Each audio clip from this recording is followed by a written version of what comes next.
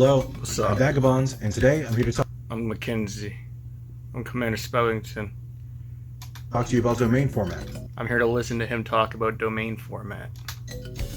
For this video, I'm going to be reading from a script, so my eyes are going to be For this video, I'm going to be watching his video, so my eyes are going to be this way. that way. Just, deal with it. You don't care. It I care. doesn't matter. If you don't It matters. know what domain format is, Jesse, aka Yu-Gi-Oh! Commander, has some helpful videos I'll link in the description. But to give you the basics, it's Yu-Gi-Oh! With 4 players, 60 cards. But when I read the rule book, Yu-Gi-Oh! Says it's got 2 players, so how are you going to have 4 players? That's my first question. There's too many players. It's in the rules. No duplicates allowed, and a deck master.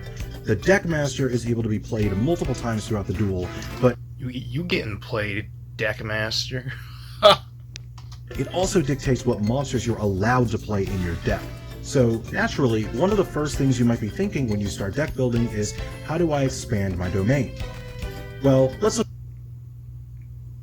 at our friend Astral Karibo here to get an idea. He's not my friend, he's fucking your friend, dude. Don't be making shit up about who's my friend. He's your friend.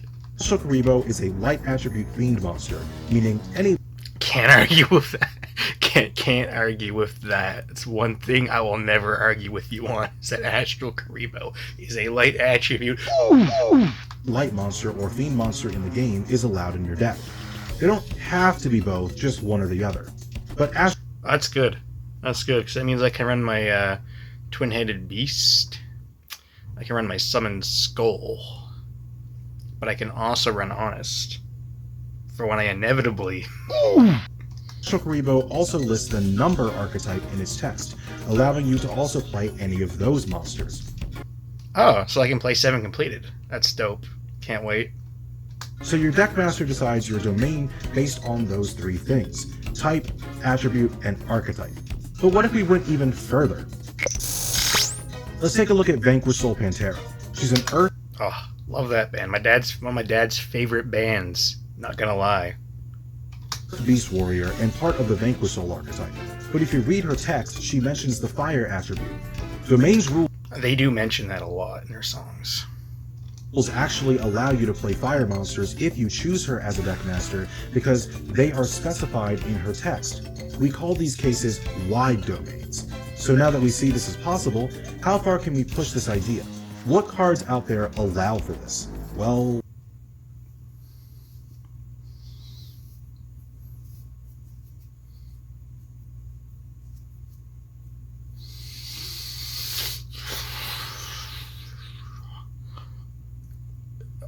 Regular Karibo. So then you can play Wing Karibo and Astral Karibo. It's a lot of Karibos. a lot actually, way more than I'm going to talk about in this video. The domain generator on Domain Format's website can help you find specific ones yourself, but I wanted to highlight the best of the best. It's funny looking through the game's history and seeing this show up time and time again. Attribute boosters for the game's second booster pack, Metal Raiders, already introduced the concept of wide attribute domains. Damn. You're planning ahead with this shit. Meanwhile, wide type domains can be seen in cards like Awakening of the Possessed Monsters, who list Spellcaster as the type in their text. Then you have cases like number 39 Utopia and Odd Eyes Pendulum Dragon, who have wide archetype domains. Then you keep going up and up, seeing monsters like the Element ones who list 3 attributes.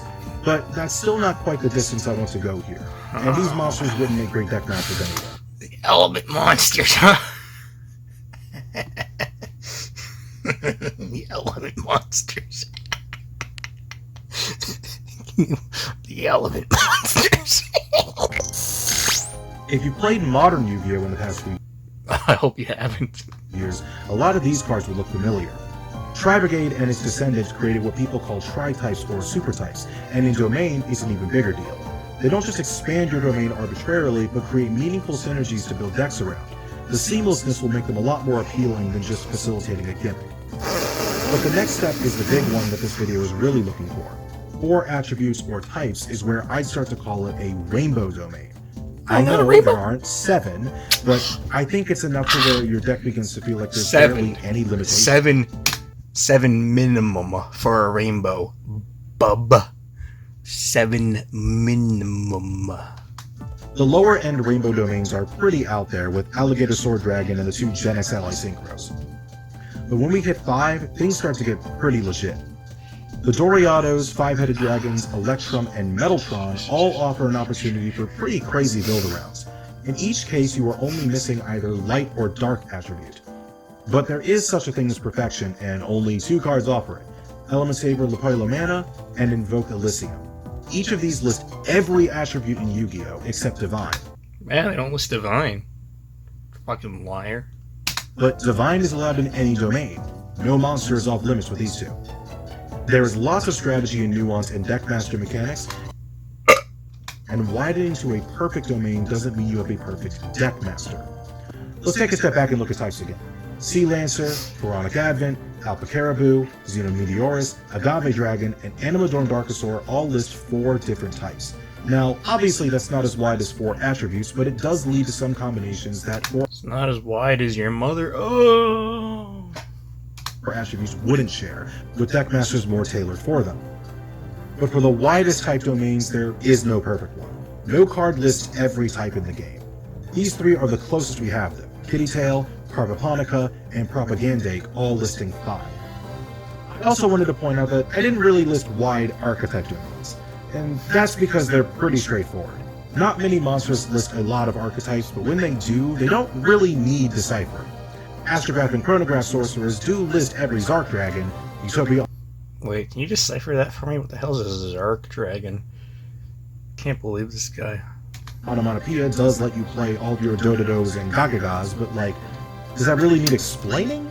The attributes Yes. and types are going to be where most of the exploration and experimentation is done. Alright, that pretty much wraps this video up. In the future, if they drop more super types or tri-types, or rainbow, perfect, whatever, just anything in this realm, I will be happy to cover it. I'll do another video on it. Yo, is that Makar on his couch?